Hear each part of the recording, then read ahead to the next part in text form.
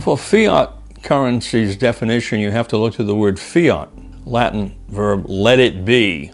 That is, let this thing be money. It's money because some authority figure, institution, organization, perhaps a government, decrees that something will be used within its jurisdiction as money, even though typically the free market would not use it as money, or individuals generally would not recognize it as money or not want to use it as money. It's simply decreed to be money by some superior force, and the individual has to respond to that force with some form of obedience in terms of using that currency.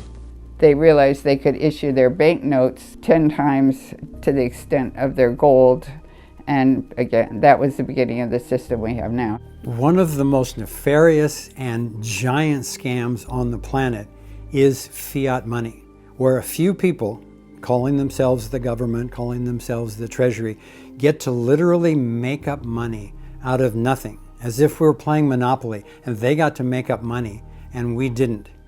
Well, that gives them the ability to just keep spending and spending. People would not be sending their children off to unnecessary imperialistic wars if they actually had to finance that themselves. But the politicians know that's not popular, so they go to the bankers and say, print up a few trillion because we need to go get somebody's oil or somebody's territory or somebody's gold or something like that. The banks can print and loan more money than they actually retain physically in possession. This is what's known as fractional reserve lending.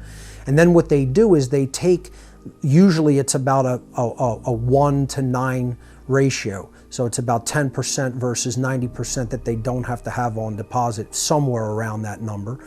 And they can continue to lend out the money that they don't have to maintain on for immediate withdrawal to the public for more lending in which more debt is attached.